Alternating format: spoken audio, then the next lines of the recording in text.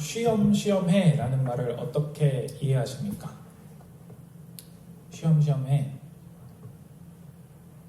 쉬라는 건가요? 일하라는 건가요? 쉬엄쉬엄해. 적절히 쉬면서 일하는. 균형이 참 중요하죠. 신앙생활도 참 균형이 중요하다고 저는 생각합니다. 이 균형은 말씀에도 있다고 생각합니다.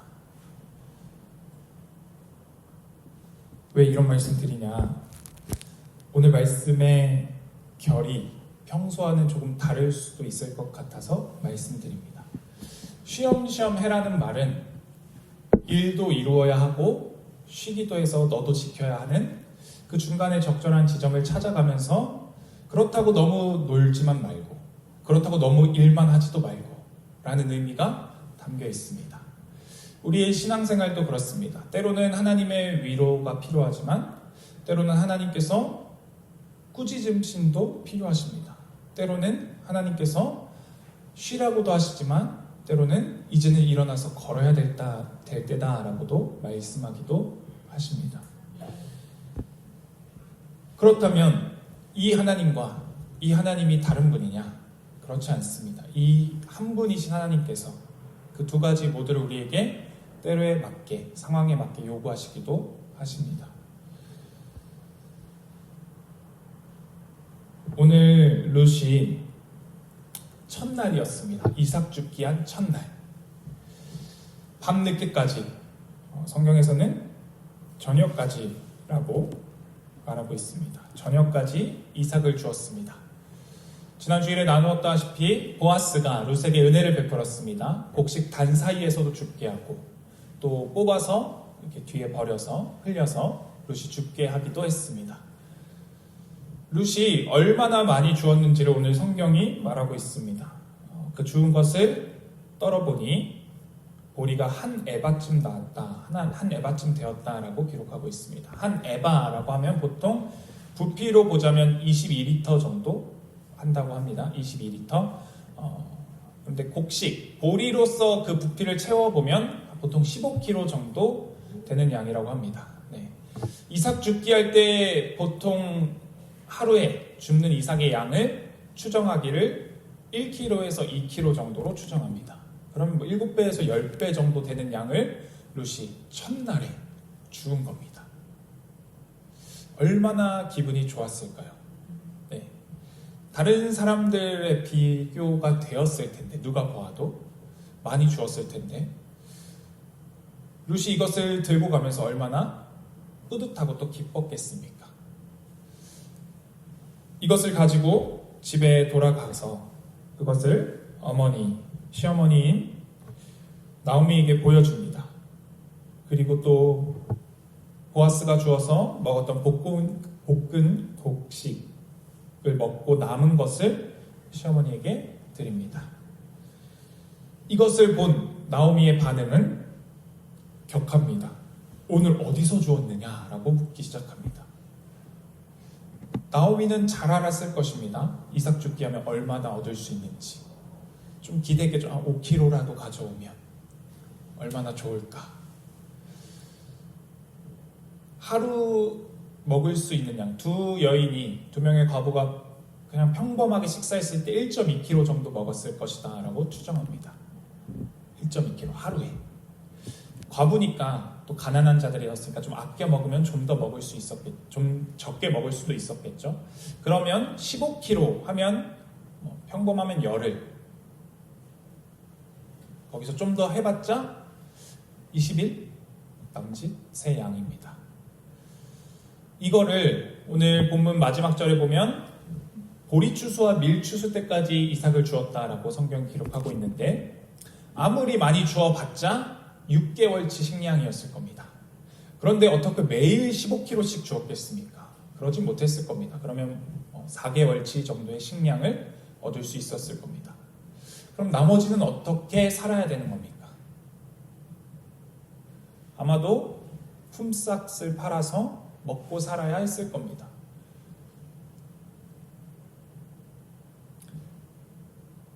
그런데 시어머니 나오미는 이 룻이 가져온 것을 보고는 기뻐합니다. 그리고 너를 돌본 자에게 복이 있기를 원한다 라고 이야기하며 룻이 누구의 밭에서 주었는지를 듣게 됩니다. 그 이름이 보아스였습니다. 이 보아스라는 이름을 듣자 나오미가 20절에서 자신의 믿음을 고백합니다. 마라라고 자신의 이름을 지었던 쓰다, 괴롭다라는 뜻을 가진 이름으로 자신을 불러주기를 바랐던 나오미가 고백하는 20절의 고백. 우리 이것은 지지난 주일에 나누었습니다. 침묵을 지키던 나오미가 하나님의 일하심 속에 나는 하나님께서 괴롭게 하는 자다, 하나님께서 나에게 벌을 내리셨다라고 생각하던 그가 조용히 침묵하고 있다가 믿음의 고백을 하는 순간이 20절에 나옵니다. 나오미가 자기 며느리에게 이르되 그가 여호와로부터 복 받기를 원하노라. 그가 살아있는 자와 죽은 자에게 은혜 베풀기를 그치지 아니하도다 하고, 나오미가 또 그에게 이르되 그 사람은 우리와 가까우니 우리 기업을 물을 자 중에 하나이니라 하니라. 살아있는 자와 죽은 자에게 은혜 베풀기를 끊이지 않았다. 이 은혜가 헤세드라고 말씀드렸습니다. 나오미가 자신의 입으로 헤세드에 대해서 이야기합니다.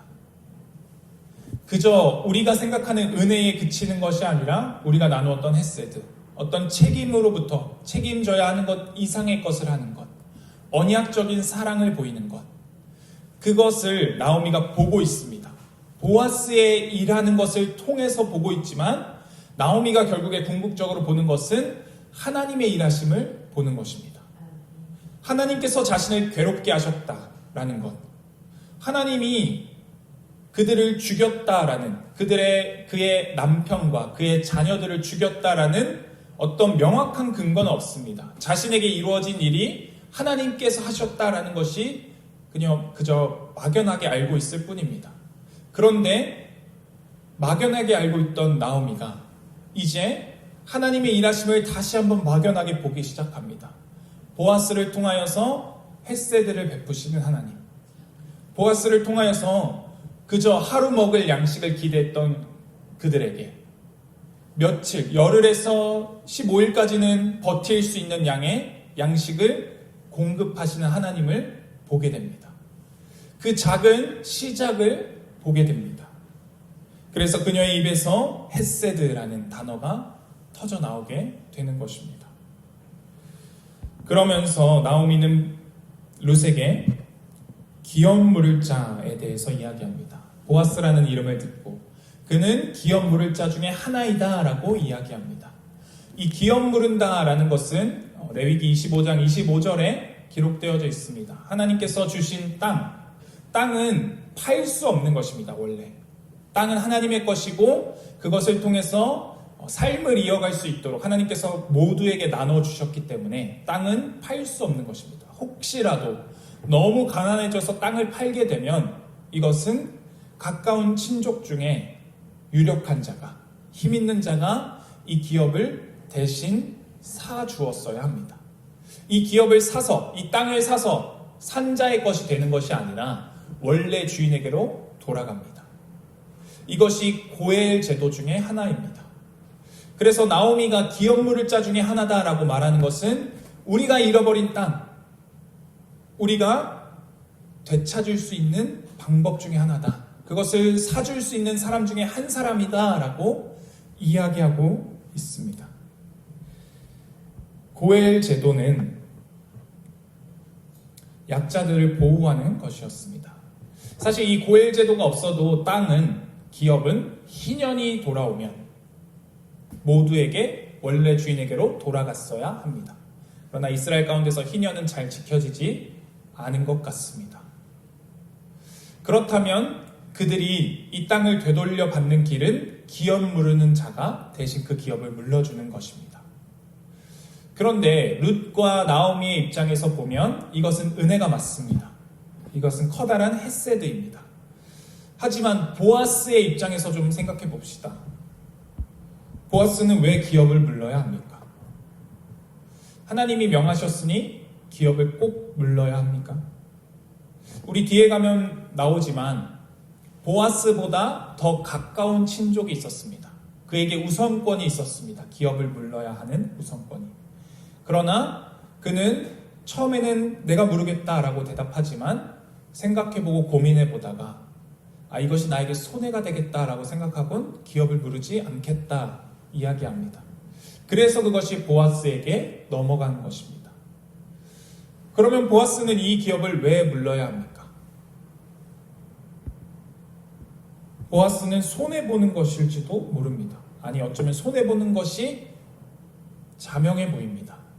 그 상황에서 보아스는 왜 이 기업을 물러야 합니까? 고엘 제도는 계산으로 움직이지 않습니다. 고엘 제도는 사랑의 마음, 긍휼의 마음, 헤세드의 마음으로 움직이는 제도입니다. 헤세드를 가진 자만이 이 고엘 제도를 시행할 수 있습니다.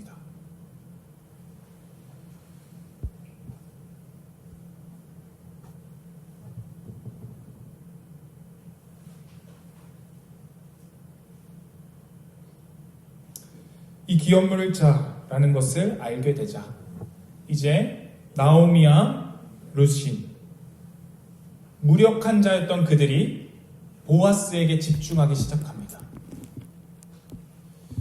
21절에 이렇게 말합니다. 룻이 그가 내게 또 이르기를 내 추수를 다 마치기까지 너는 내 소년들에게 가까이 있으라 하더이다 하니 어머니 보아스가 저보고 그 밭에 다른 밭 가지 말고 이 밭에 계속 있으라고 했습니다. 그 소년들 뒤를 따라다니며 이삭을 주우라고 했습니다. 라고 이야기하자 나오미가 이렇게 대답합니다. 룻에게 이르되 내 딸아 너는 그의 소녀들과 함께 나가고 다른 밭에서 사람을 만나지 아니하는 것이 좋으니라 하는지라. 나오미도 이 헤세드의 사랑을 베푸는 보아스의 이야기를 듣고서는 그 밭에 머물러라. 다른 밭으로는 가지 마라. 라고 이야기합니다. 왜냐하면 룻도 나오미도 이제 신락 같은 희망이 보이기 시작한 겁니다. 기업 물을 자 중에 하나인 그가 우리를 이렇게 돌보았다고? 그렇다면 그가 우리의 기업을 물을 수도 있겠구나. 그러니 다른 밭에 가지 말고 다른 사람을 쫓아가지 말고 이제 보아스를 쫓아가라. 라고 이야기합니다. 그리고는 룻은 보리 추수와 밀 추수가 끝날 때까지 계속해서 이삭을 주우러 보아스의 밭으로 나갑니다. 보리 추수와 밀 추수가 끝나는 기간을 길게 보면 8주, 짧게 보면 6주라고 이야기합니다. 6주에서 8주 동안 안식일은 쉬고 나갔다고 보면 한 보통 50일 정도 나갔을 겁니다. 그럼 이 50일 되는 기간 동안 룻과 보아스가 무슨 이야기를 했겠습니까? 룻은 아마 이런 이야기를 했을 겁니다. 오늘 밭에서 보아스가 나에게 베푼 은혜는 무엇이었는지, 오늘 그 밭에서 어떤 일이 있었는지, 보아스가 나왔는지 안 나왔는지. 나오미도 물었을 것입니다. 오늘은 보아스가 나왔느냐? 보아스가 너에게 오늘은 무엇을 해주었느냐? 이 무력한 자들이 보아스에게 집중하기 시작합니다. 이들의 상황, 이들의 위치, 그 자리는 죄의 종이었던 우리의 자리와 다르지 않습니다. 죄의 종이었던 우리는 하나님께서 베푸시는 그 신락 같은 은혜, 오늘을 연명할 수 있는 혹은 며칠을 더 연명할 수 있을 것 같은 그 은혜, 며칠을 더 버틸 수 있는 그 은혜를 구합니다. 하나님께서 우리를 버리지 아니하시기를, 하나님께서 죄악 가운데 거하는 우리를 긍휼히 여기시기를 구했습니다. 그것이 어쩌면 구약 사람들의 삶이었을 것입니다.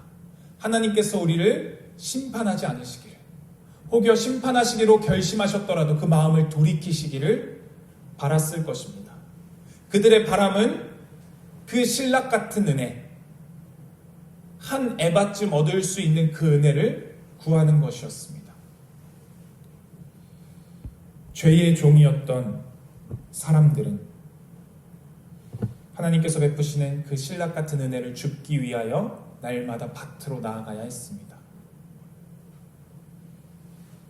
죄의 종이라는 것은 이런 의미가 있습니다. 자신이 죄의 종이라는 것을 아는 자가 있고 모르는 자가 있었을 것입니다. 자신의 죄가 겉으로 드러난 자들은 내가 죄의 종이구나. 나는 이 죄에 걸려서 넘어지는 자이구나 라는 것을 깨닫고 알고 있었을 것입니다. 그러나 죄의 종인 자의 결국은 사망일 수밖에 없습니다. 반대로 또 다른 부류가 있었을 것입니다. 나는 죄의 종이 아니다. 나는 죄에서 자유한 자다라고 이야기하지만 실상은 하나님을 떠나서 죄의 종인 줄 모르고 죄의 종 노릇하는 자이었을 것입니다. 그것이 예수님께서 지적하셨던 바리새인의 모습입니다. 그들은 억울해했을 것입니다. 사망으로 떨어지면서 죽음으로 가면서 억울해했을 것입니다. 나는 죄를 짓지 않았는데 왜 나에게 이런 일이 있어야 하는가? 나의 삭슨, 나의 결과는 왜 사망이어야 하는가? 라고 억울해하며 사망을 향했을 것입니다. 그러니 사망을 향해서 가는 그들은 하나님께서 오늘을 조금 이어주시는 그 한 에바의 은혜를 구할 수밖에 없었습니다. 그들이 하나님께 받아 누리는 것은 한 에바의 은혜입니다. 한 에바가 왜 있다고 생각하십니까? 룻과 보아스가 살아남아야 하기 때문입니다. 한 에바의 은혜가 전부가 아닙니다. 그것만 찾아다니면 안 됩니다. 그것을 지나서 한 에바를 넘어서는 보아스를 만나게 하시는 하나님의 은혜가 그들에게 있습니다. 그런데 그들이 그것을 깨닫지 못하고 보아스보다 더 많은 곡식을 주울 수 있는 땅이 있다고 해서 그 땅으로 옮겨가면 어리석은 자가 되는 것입니다. 우리는 한 에바의 은혜에 집중할 것이 아니라, 물론 그 은혜가 감사하지만, 그 은혜가 우리에게 있어야 하지만, 그것을 넘어서서 우리에게 궁극적으로 주시는 은혜를 우리는 바라볼 수 있어야 합니다. 그것이 우리의 유력한 자이신 예수 그리스도이십니다. 죄의 종이 되어서 사망으로 떨어지고 있던 그들, 하나님께서 한 에바로 이어가시는 구약의 역사는 예수 그리스도께로 잇기 위한 한 에바의 은혜입니다. 그리스도가 우리를 자유케 하실 수 있는 유일한 분이십니다. 그리스도께서 말씀하십니다. 내가 길이요 진리요 생명이다. 나로 말미암지 않고는 아버지께로 올 자가 없다라고 말씀하십니다. 예수님이 아니고서는 우리가 하나님께로 이어질 수가 없는 존재였다는 것입니다. 하나님께서 그들에게 한 에바의 은혜를 계속해서 구약에서 끊임없이 은혜로 이어오시는 이유는 그 한 에바로 만족하라는 것이 아니라 우리의 신랑 되신 그리스도를 바라보라는 것입니다. 그분을 의지하라는 것입니다. 그분을 붙들라라고 하나님이 구약 내내 말씀하시는 것입니다. 기업 물을 자, 헷세드의 사랑을 보이시는 예수 그리스도께서 값을 치르셨습니다. 우리가 죄에 빠져서 잃어버렸던, 죄로 말미암아서 다 빼앗겼던 우리의 기업을 그리스도께서 되찾아 주셨습니다. 그리스도께서 왜 이것을 물러주셔야 합니까? 하나님께서 죄에 빠진 우리를 심판하시고 우리가 이 죄악된 삶을 살다가 영원한 지옥이 아닌 소멸로 끝난다 할지라도 우리는 감사하고 하나님을 찬양했을 것입니다. 우리를 영원한 지옥이 아니라 우리를 소멸로 끝내주시는 은혜를 베푸신다니 이 얼마나 큰 은혜입니까? 라고 찬양했을 것입니다. 그런데 하나님은 거기에 만족하지 않으십니다. 우리를 하나님의 나라로 부르십니다. 하나님의 자녀가 되게 하십니다. 그러기 위해서는 값이 필요했습니다. 기업을 그냥 뺏어오지 않으셨습니다. 하나님은 이것에 정당한 값을 지불하셨습니다. 그 값이 예수 그리스도의 죽으심이었습니다. 그분의 죽으심으로 말미암아, 그분의 부활하심으로 말미암아 우리에게 기업을 되찾아 주셨습니다. 우리가 잃어버린 생명을 되찾아 주셨습니다.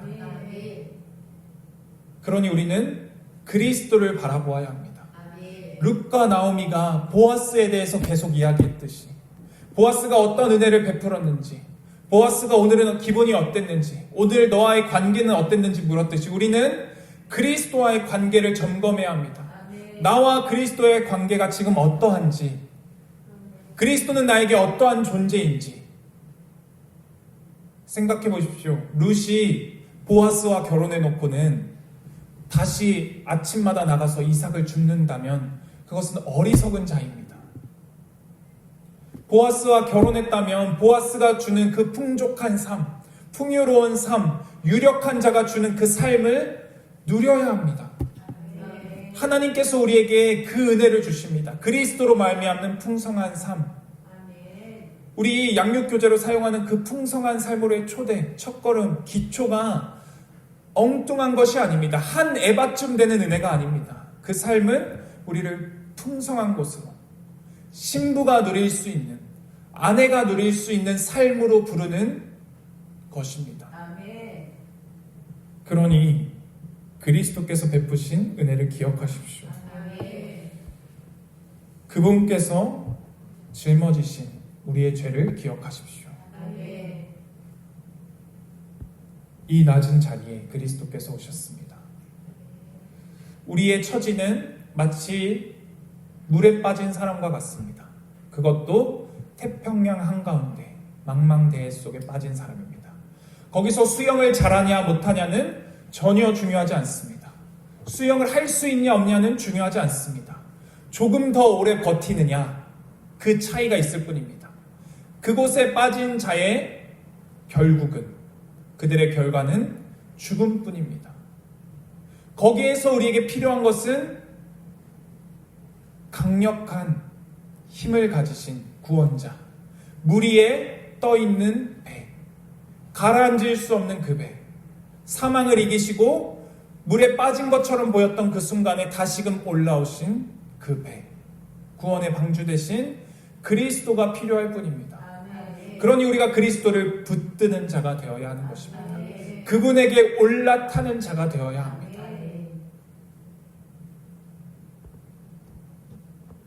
그러니 우리가 어찌 감사하지 않을 수 있겠습니까? 어찌 그분께서 베푸시는 한 에바의 은혜에만 관심을 가지겠습니까? 우리의 마음은, 우리의 관심은 전심으로 그분을 향해야 합니다. 룻이 누릴 수 있는 최고의 은혜는 보아스의 사랑을 누리는 것입니다. 보아스가 주는 풍족한 양식이 아니라, 보아스가 줄 수 있는 좋은 집이 아니라 보아스가 주는 사랑을 누려야 합니다. 보아스가 사랑 없이 양식을 주고 집을 주고 의복을 주었다면 룻은 비참한 자가 될 것입니다. 하나님께서 우리에게 사랑 없이 그런 것들을 주셨다면 우리는 절망 가운데 있는 자가 되고 말 것입니다. 그러니 하나님께서 주신 다른 무엇도 누리지만 무엇보다 그리스도를, 하나님을 누릴 수 있어야 합니다. 한 에바의 은혜가 아니라 고엘의 은혜까지 이으시는 그 헷세대의 사랑을 보이신 하나님의 사랑을 누릴 수 있어야 합니다. 그분의 가치를 아십시오. 그분의 품이 얼마나 넉넉한지를 아십시오. 다른 그 무엇으로 만족하지 마십시오. 우리가 세상에서 살아가지만 세상의 다른 무엇으로 만족하려 하지 마십시오. 그것은 한 에바를 구하는 것도 아니고 그것은 다른 밭으로 뛰쳐나가서 다시 과부와 같은 삶을 사는 것에 불과합니다. 그것이 우리에게 진정한 삶의 가치를 줄 수 없다는 것을 깨달아야 합니다. 우리의 삶의 의미, 가치, 그것을 알게 하시는 분은 그리스도이십니다. 그분을 붙드시고 그분을 더 깊이 알아가십시오. 말씀 속에서 그분을 깨달아 가십시오. 그분과의 더 깊은 교제로 들어가십시오. 그것이 우리가 누려야 하는 진정한 삶입니다. 그리스도께서 우리의 기업을 되찾아 주셨습니다. 생명을 잃어버리고 소망을 잃어버리고 모든 것을 잃어버려 절망에 빠진 우리에게 그리스도께서 생명을, 소망을, 우리의 기업을 되찾아 주셨습니다. 궁극적으로 그것은 하나님의 나라로 우리에게 임하였습니다. 하나님의 나라는 우리가 죽어서만 누릴 수 있는 것이 아니라 이 땅에 이미 임한 그 나라입니다. 그 나라를 우리가 누릴 수 있어야 합니다. 우리가 그 나라의 시민이요 백성일 뿐만 아니라 그 나라의 상속자가 되었습니다. 그 나라의 주인이 하나님이시고 그 나라의 왕이 그리스도이십니다. 그런데 그 나라의 상속자가 우리가 되었습니다. 그러니 이제는 당당하게 어깨를 펴고 세상에 살아갈 때 대한민국의 작은 소시민으로 살아가는 것이 아니라 대한민국의 소시민으로 살아가지만 하나님 나라의 상속자로 살아가야 합니다. 그렇다면 우리의 가치관이 뒤바뀔 것입니다. 이전에 가치 있던 것이 더 이상 가치 있지 않게 될 것입니다. 이전에 중요하고 내가 꼭 붙들어야 하겠다라고 생각했던 것이 그것이 더 이상 내가 붙들 수 없어도 문제가 되지 않을 것입니다. 이제는 내가 그리스도를 붙들고 있는가? 내가 하나님의 나라를 붙들고 있는가? 그 나라를 누리고 있는가? 진정 나는 그 나라를 살고 있는가가 우리에게 중요한 바가 될 것입니다. 우리는 그 나라를 누려야 합니다. 그 나라에는 세상을 이길 힘이 있습니다. 그 나라에는 사망을 이길 힘이 있습니다. 그 나라의 시민이면 그 나라의 시민답게 살아야 합니다. 그러나 그 나라가 아직 완성되지 않았음을 기억하십시오. 그렇기 때문에 우리는 세상 속에 여전히 환난이 있고 고난이 있습니다. 어려움이 있기에 우리는 다시금 소망합니다. 우리가 사망을 만났을 때 다시금 소망합니다. 영원한 죽음이 없는 그 나라, 영원히 슬픔이 없고 사망이 왕노릇하지 않는 그 나라를 소망하게 되는 것입니다. 우리의 소망을 그 나라에 두십시오. 이 예배를 통하여 그 나라를 소망하십시오. 완전하게 이루어질 그 나라, 완성되어져서 우리가 누릴 수 있는 그 나라, 그 나라를 붙들고 그 나라를 누리며 우리의 삶을 살아가야 합니다. 한 에바에 집중할 것이 아니라 우리는 보아스에게 집중해야 합니다. 우리는 하나님께서 우리에게 주시는 은혜에 집중할 것이 아니라 하나님께서 우리에게 신랑으로 주신 그리스도께 집중해야 합니다. 그분이 참 소망, 참 사랑, 참 생명이십니다. 그분의 사랑이 무엇인지를 깊이 깨닫고 그분을 누리는, 그분의 나라를 누리는 우리 모두가 되기를 바랍니다. 기도드리겠습니다. 하나님, 우리가 혹 한 에바의 은혜에 너무 집중하지 않았는지 돌아봅니다. 한 에바의 은혜는 다른 이들에 비해서는 10배 가까이 되는 큰 은혜지만 그러나 그것은 보아스로 이어지기 위한 우리가 버티고 견딜 수 있는 힘을 주시는 하나님의 은혜임을 기억하게 하여 주시옵소서. 우리의 보아스, 우리의 기업 물을 자, 우리의 구속자, 우리의 사랑 되신 그리스도를 바라봅니다.